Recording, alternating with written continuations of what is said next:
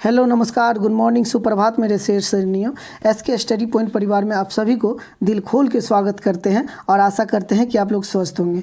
आज जो बात करेंगे वो चैप्टर नंबर 1 जो 10वीं क्लास का फिजिक्स है। 10वीं क्लास का फिजिक्स है, चैप्टर नंबर 1 के बारे में बात करेंगे। और हमने इसका वीडियो कई क्वेश्चन का वीडियो पीछे बना के दिए हैं। आप लोग अगर अभी तक नहीं देखें तो वहाँ जाके ज़रूर देखें। अगर अच्छा लगे तो वीडियो को लाइक करें, चैनल को सब्सक्राइब करें और ज़्यादा से ज़्यादा शेयर करने का प्रयास करें, ताकि आप ही की एनर्जी से एक हमें भी एनर्जी डेवलपमेंट होता है, जिसके कारण हम लोग क्या करते हैं, क्लास करवा पाते हैं। तो हम आपको पहले बता दिए कि हम लोगों को 2 माध्यम पढ़ना है, पहला तो ऑब्जेक्टिव है, दूसरा सब्जेक्टिव। तो चलिए देर नहीं करते हैं और उससे पहले क्लास स्टार्ट करते हैं। उससे पहले एक ऊर्जा वाली लाइन हो जाए कि ना थके हैं पाँव अभी ना ही हिम्मत हारी है, कि ना थके हैं पाँव अभी ना ही हिम्मत हारी है, हौसला है ज़िंदगी में कुछ कर दिखाने का, इसलिए आज भी सफ़र जारी है। तो इसी लाइन से शुरुआत करते हैं।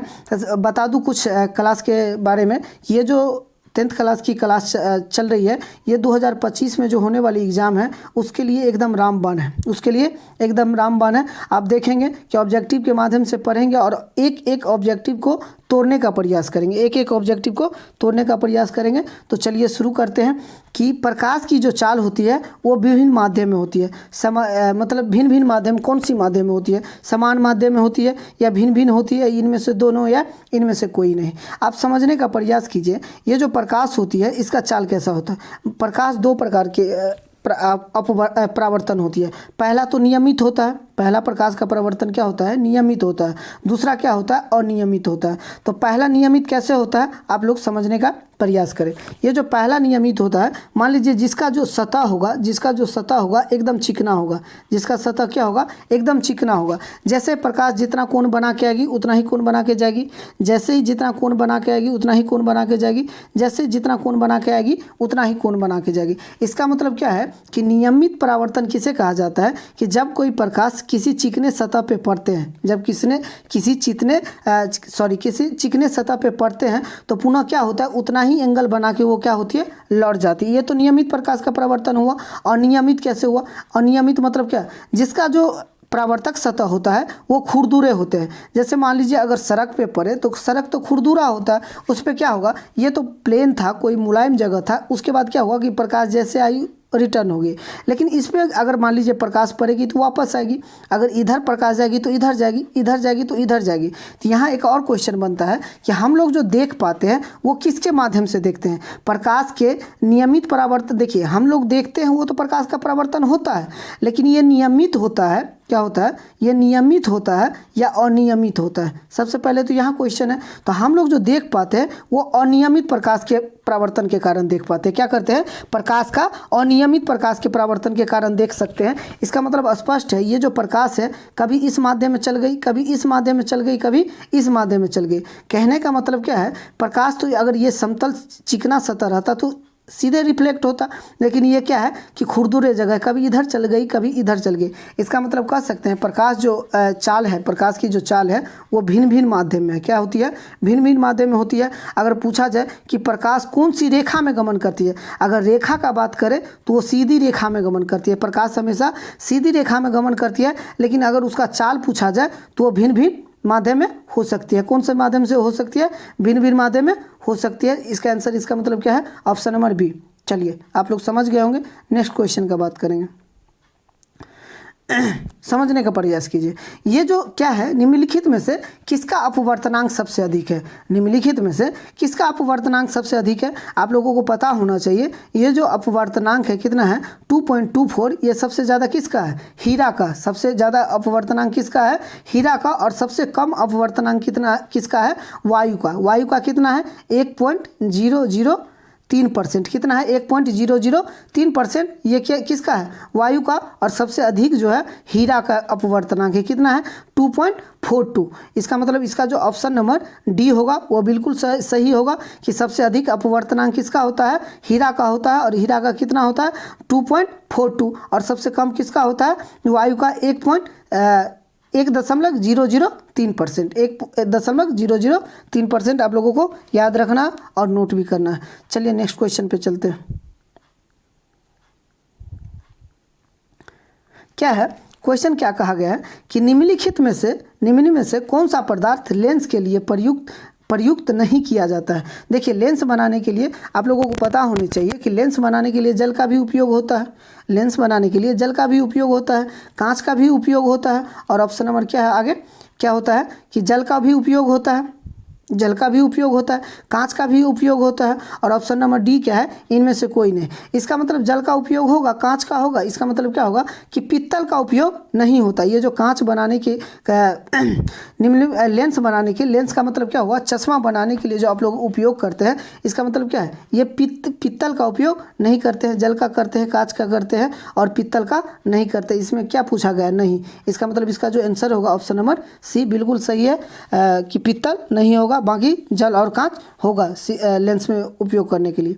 चलिए नेक्स्ट क्वेश्चन पे चलते हैं। देखिए, एक और क्वेश्चन क्या है, चलिए, अवतल लेंस के अपवर्धन किसके बराबर होता है। अवतल लेंस का जो अपवर्धन होता है वो किसका बराबर होता है। आवर्धन को क्या बोला जाता है, मैग्नीफिकेशन। आवर्धन को क्या बोला जाता है, मैग्नीफिकेशन। आप लोगों को याद होनी चाहिए कि ये जो अवतल लेंस होती है, क्या होती है, ये जो अवतल लेंस होती है वो ऋणात्मक होती है। अवतल लेंस क्या होती है, ऋणात्मक होती है। उत्तल लेंस क्या होता है, धनात्मक होता है। तो सबसे पहले तो आपको जानना है, ये जो मैग्नीफिकेशन है, हमने पिछले क्लास में भी चर्चा किया था कि ये जो मैग्नीफिकेशन होता है, मैग्नीफिकेशन बराबर दो फार्मूला होते हैं, -v/u, और दूसरा फार्मूला क्या होता है, I/O, I/O। तो ये जो I है ये प्रतिबिंब की ऊंचाई है, ये जो O है ऑब्जेक्ट यानी वस्तु की ऊंचाई है, ये जो V है प्रतिबिंब की दूरी है, ये क्या है, U है, ये वस्तु की दूरी है। इसका मतलब यहाँ ऊंचाई की बात चल रही है। अगर कहीं ऊंचाई में क्वेश्चन आ जाए तो उस वहाँ आवर्धन में ये फार्मूला लगाएंगे। अगर कहीं दूरी का बात दिया जाए कि किसी वस्तु को 6 सेंटीमीटर पे रखा जाए, उसका प्रतिबिंब 10 सेंटीमीटर पे बनेगा, तो उसका मैग्नीफिकेशन क्या होगा, उसका आवर्धन क्या होगा। तो इनमें से समझिए, ये जो अवतल लेंस है क्या है, ऋणात्मक है। अवतल लेंस क्या है, ऋणात्मक है। तो आप समझने का प्रयास कीजिए, तो ऑलरेडी इसमें माइनस लगा हुआ है। अवतल लेंस क्या है, ऋणात्मक है, यानी अगर एक और माइनस आएगा तो ये माइनस माइनस प्लस होगा, ये माइनस माइनस कट जाएगा। इसका मतलब m जो होगा अवतल दर्पण में, अवतल लेंस में वो क्या होगा, v/u होगा, v/u होगा। आवर्धन में जो अवतल लेंस का बात करें वो आवर्धन क्या होगा, आवर्धन बराबर फार्मूला होता है -v/u, लेकिन अवतल लेंस क्या होता है, ऋणात्मक होता है, और ऋणात्मक के बारे में ही बात किया जा रहा है। इसका मतलब क्या होगा, ये जो माइनस होगी ये कट जाएगी, ये माइनस जो होगी कट जाएगी। इसका मतलब इसका जो आंसर होगा v/u। आप देखिए कि v/u कौन है, ऑप्शन नंबर ए, जिसका आंसर क्या है, v/a। इसका मतलब इसका जो आंसर होगा बिल्कुल ए होगा। अगर अच्छा वीडियो लगे तो ज़रूर लाइक करें, चैनल को ज़रूर सब्सक्राइब करें, और ज़्यादा से ज़्यादा शेयर करने का प्रयास करें। आप लोग समझने का प्रयास कीजिए। क्वेश्चन क्या बता रहा है कि वायु में प्रकाश की चाल निर्वात की अपेक्षा क्या होती है। वायु में जो प्रकाश की चाल होती है निर्वात की अपेक्षा क्या होती है। आप लोगों को पता होनी चाहिए, प्रकाश की जो चाल है वो सबसे अधिक निर्वात में ही है। प्रकाश की जो चाल है वो सबसे अधिक किस में है, निर्वात में। सबसे अधिक किस में है, निर्वात में। अब हम बताते हैं कि निर्वात में जो प्रकाश की चाल होती है कितना होता है, 3 × 10⁸ 3 × 10⁸ मीटर प्रति सेकेंड।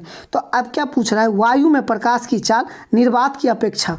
निर्वात में आपको स्पष्ट है कि निर्वात में प्रकाश की चाल सबसे अधिक होती है। इसका मतलब क्या होगा, इसका कम।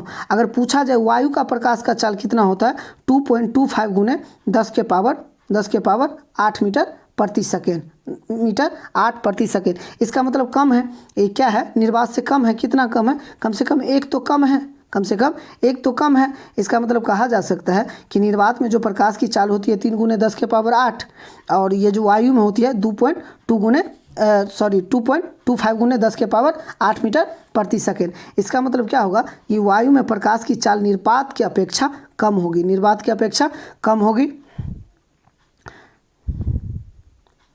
चलिए एक और क्वेश्चन है, आप क्वेश्चन समझने का प्रयास करें। क्या है कि किसी माध्यम में अपवर्तनांक म्यू को क्या बोला जाता है, स्नेल। म्यू का क्या बोला जाता है, स्नेल का नियम। स्नेल का नियम, म्यू को क्या बोला जाता है, स्नेल का नियम। आप लोगों को पता होनी चाहिए कि स्नेल का नियम का जो फार्मूला होता है वो sin I/sin R होता है, sin I/sin आर होता है। तो आप समझने का प्रयास कीजिए कि अपवर्तनांक म्यू को बोला जाता है। अपवर्तनांक म्यू यानी स्नेल का जो नियम है वो क्या है, साइन आई बटा साइन आर। इसमें ऑप्शन ढूंढने का प्रयास कीजिए। साइन आई बटा साइन आर हो नहीं सकता, साइन आर बटा साइन आई हो नहीं सकता, साइन आई गुने साइन आर, यानी इसमें ऑप्शन नहीं है। अगर ऑप्शन नहीं है तो एक ऑप्शन को काट के आप लिख सकते हैं कि ये जो स्नेल का नियम होता है, ये जो म्यू होता है स्नेल को बोला जाता है, और स्नेल का जो नियम होता है वो क्या होता है, साइन आई बटा साइन आर। आप लोग बिल्कुल नोट करते रहेंगे और बिल्कुल हमें लगता है कि आप लोग समझ रहे होंगे। तो चलिए आज इतना ही क्वेश्चन रहा, तो फिर नेक्स्ट वीडियो में मिलते हैं। आशा करते हैं कि आप लोग जिस तरह सपोर्ट कर रहे हैं उसी तरह सपोर्ट करते रहे। हमने आपको बताया है कि एक एक सब्जेक्ट हमको पढ़ना है, एक एक सब्जेक्ट पढ़ना है, जैसे मैथ हो, साइंस हो, सोशल साइंस हो, हिंदी हो, मैथिली हो और उसके बाद संस्कृत हो। कहने का मतलब ऑल सब्जेक्ट हमें पढ़ना है, ऑल सब्जेक्ट पढ़ना है। और हमने दो माध्यम से पढ़ने का पहले प्लान बनाया है। पहले तो ये होगी कि ऑब्जेक्टिव माध्यम से हम ऑल सब्जेक्ट को समाप्त कर लेंगे, ऑब्जेक्टिव माध्यम से ऑल सब्जेक्ट को समाप्त कर लेंगे, फिर क्या करेंगे कि सब्जेक्टिव माध्यम से समाप्त करेंगे। अब बताइए कि कोई भी सिलेबस हो या कोई भी बुक हो, हम जब दो माध्यम से पढ़ेंगे उसका हासिल क्या होगा, उसका हासिल क्या होगा, हमको पता है कि उसका हासिल क्या होने वाली है। बस आप लोग साथ बने रहे, आप लोग के सपोर्ट से ही हमें एनर्जी मिलेगी। बार बार बता रहे हैं कि अगर आप लोग हमें सपोर्ट नहीं करते हैं तो हमें थोड़ा भी एनर्जी नहीं मिलेगी, जिससे क्या होगा, हम नेक्स्ट क्लास लाने में दिक्कत महसूस करेंगे।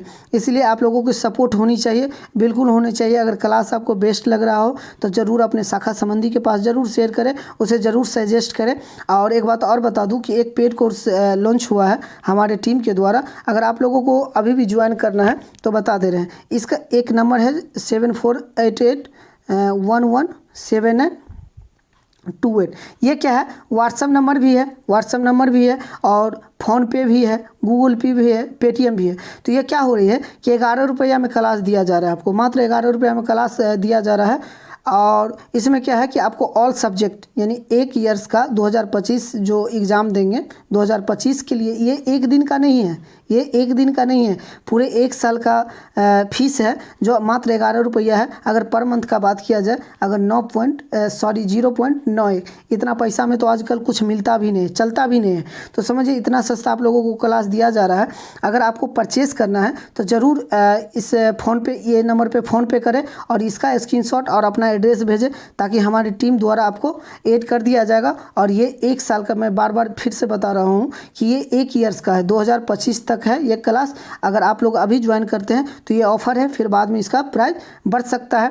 जैसे मेरा टीम निर्देशानुसार करे वो प्राइस बढ़ते रहेगा, और इसीलिए जल्द से जल्द इसे ज्वाइन करें। आशा करेंगे कि आप लोग ज़रूर ज्वाइन करेंगे, और ज्वाइन करेंगे तो आपको जैसे ही नंबर मैसेज व्हाट्सअप कीजिएगा, आपको ग्रुप में जोड़ दिया जाएगा। आपको कब और कहाँ कैसे क्लास करवाएंगे वो आपको बता दिया जाएगा। हम फिर समझा रहे हैं कि 11 रुपया एक दिन का क्लास नहीं है, पूरे एक ईयर्स का है, पूरे एक ईयर्स का है। तो जल्दी से जल्दी ज्वाइन करें। और इससे भी बेटर, यहाँ तो बेटर है, ये है, इससे भी बेटर आप लोगों को वहाँ भी दिया जाएगा। वहाँ आपको क्या होगा, सब्जेक्टिव माध्यम से पढ़ाया जाएगा।